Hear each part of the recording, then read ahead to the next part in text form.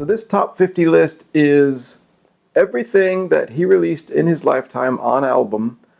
There are no compilation albums. There are only his regular albums, what I consider his canonical albums, which includes a few live albums, and there are some caveats about the compilations thing, which we'll get to later. So anyway, here are all of Ray Charles' albums in order.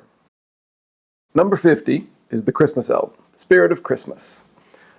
There's nothing wrong with the album. It's a great, great Christmas album. It's just last on the list because it's not sort of a regular album.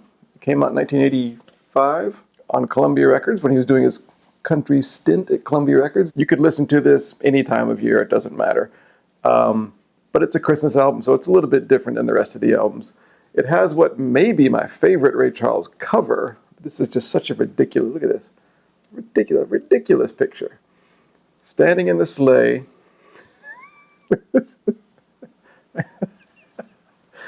Just crazy.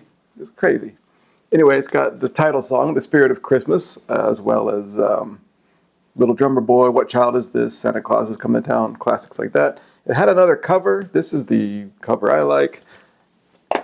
It also came out with this cover, which is not nearly as good. There's Ray Charles as Bing Crosby's neighbor. I don't know what that is. But same songs in the same order. Either way. Number 49 is a live album, and it's not really a regular Ray Charles live album. It came out in 1975 or so, only in Japan, 76. It's called Ray Charles Live in Japan. I put it in here because it's famous for being very well recorded and a very, very good performance. It's also kind of rare, so I'm just proud that I have it. It's got a cool gatefold. It's got all the lyrics to all the songs in English and some Japanese stuff. All the lyrics to the songs as performed on this album, which I think was recorded for television or something, because it's got this really, really cool, inside the gatefold, it's got this really cool picture of Ray. Look how good the band looks. And if you zoom in, I don't know if you can see those like little lines, like it came from a TV broadcast. Maybe not. Anyway, it's got a couple of these actually made it onto his Genius and Soul box set in 1997. Till There Was You. Am I Blue, maybe? Or, I don't know. Anyway, it's got a lot of great songs, and it's kind of hard to find. But it's a superb live album, and the only one that exists from the mid-70s. Okay, the next one is Friendship. This came out in 1984, I believe. It's a straight, hard Nashville country. It's an album full of duets. So each song, there's 10 songs. Each song is a different duet with a different artist. It's good if you like this sort of thing. I'm not real big on Ray Charles duets. There's some great stuff on here that I really like. I mean, Two Old Cats Like Us with Hank Williams Jr. is fun. The funnest song is George Jones and Chet Atkins, We Didn't See a Thing, which is quite a riot. He does a great song, Crazy Old Soldier with Johnny Cash. He does Seven Spanish Angels with Willie Nelson. And then there's stuff like Who Cares with Janie Fricke. I don't know who that is. Ricky Skaggs, Mickey Gilley. They're all really good. They're just, you can't hate country if you like Ray Charles. And this is some of his hard Nashville country. This was a huge, huge hit album. It's not the one I listen to the most because it's not pure Ray. But it's pretty good. Okay, next was a big departure for Ray. This came out in 1990. It's called Would You Believe? This is all synthesizers. This is his first album after leaving Columbia Records. It's on Warner Brothers. He was with Warner Brothers for a short time. He didn't even play all the synthesizers on this album. This was a producer called somebody. Anyway, there's great songs on here. They're all done in a very, very synthetic, modern, for 1990 style. You can see how everything's got this like Macintosh computer fonts and stuff on it, all this kind of ridiculous stuff. So it's pretty corny now, pretty cheesy, but some classics on here. Child Support Alimony is a Jimmy Lewis song. Jimmy Lewis's songs were always great throughout Ray's career. The big hit on here was Ellie My Love, which is a cover of a Japanese pop song, this was actually, Ellie My Love was the top-selling non-Japanese single in Japan of this year, I believe. But there's great stuff like Leave Him, Where Are the Stairs is a funny song. Anyway, it's really good. It's really good. It's different. It's not Ray's piano and soulful kind of R&B type stuff. It's R&B, but it's like sounds like a Janet Jackson record with his voice. Okay, next is one of his many, many concept albums. This is, or thematic album, I'm All Yours, Baby from 1969, I think. The concept behind this album is romance. It's like a make-out record. You put this on, as you see on the cover, another entertaining cover. There's Ray going. This woman pinching his cheek, holding wine. This is what the album's like. Sitting by the fireplace here and making out, basically. So it's all pretty slow. It's very romantic. There's kind of an odd song, which is the last song on side B, called Gloomy Sunday. So this is a very, very, very romantic album. It's very slow. It's very sensuous. It's very thick strings. Again, not the one I listen to the most often, but if you want to relax, it's a good one. Next is From the Pages of My Mind. From 1986, this came out after the Friendship record. This was his last hard country album of the 80s. It's a little bit slight in places because of things like Class Reunion, which,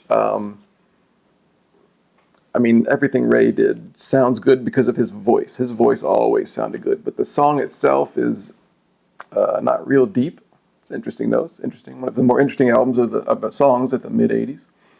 Slip Away, well, I think it was a single. Slip Away is a great song. That's a really great song. Dixie Moon, Over and Over Again is really good. There's about half of this is really scintillating, I would say, and half of it is,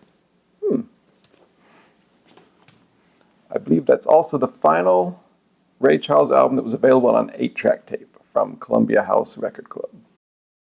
Okay, next is his only album for RCA, which came out in 1976. It came in only in a double album box set. It's Porgy and Bess, the 1930s operetta, or whatever you call it, with Cleo Lane. There's Cleo Lane and Ray. This is really interesting because there's nothing else like it. Ray Charles, for all the types of music he did, he never did psychedelic music or progressive rock or anything like that. Of course, the closest you're going to get is some of the odd kind of the things on here, like Here Come the Honey Man, and what's that weird one?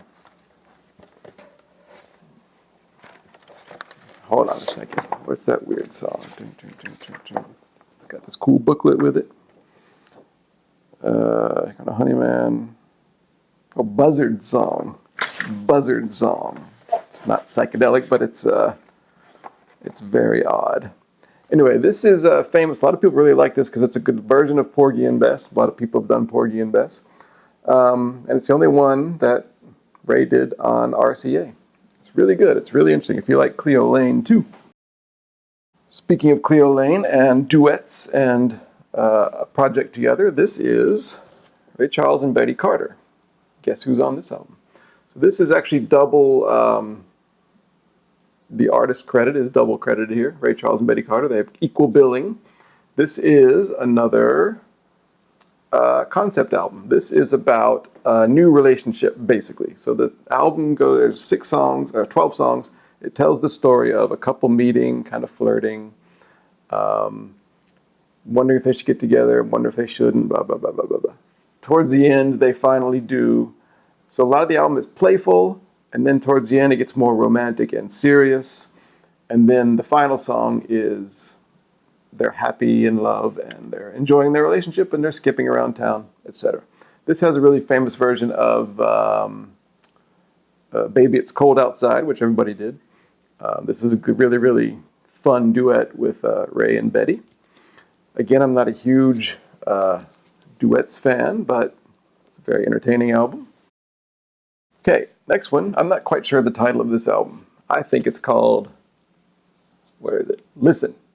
It says Ray Charles invites you to listen. I think that's sort of a gimmick title. I think the album is Listen, and invites you to is kind of connecting the artist title and the album title. Anyway, this album is famous for being his kind of experiment with falsetto. A lot of the songs in here, well, some of the songs, have falsetto. For example, I think it's Love Walked In. I think it's Love Walked In is all falsetto, I believe.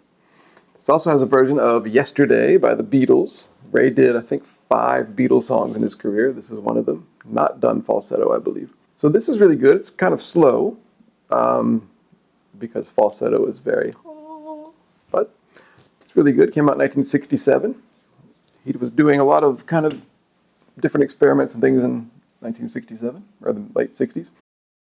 All right, the next one is the first jazz album on here. And again, I don't really know where to put the jazz albums, but this is his final jazz album that he released during his lifetime, My Kind of Jazz, Part 3, from 1975. There's a lot of great stuff on here. I do listen to this, even though I don't know anything about jazz, I listen to this for fun. A Ray Minor Ray is really cool. Metamorphosis is good. I really like the cover too. There's this cool photograph, and it's big on back. That purple and blue. That's really cool. This song For Her was written by Alf Clausen, who also does music for The Simpsons.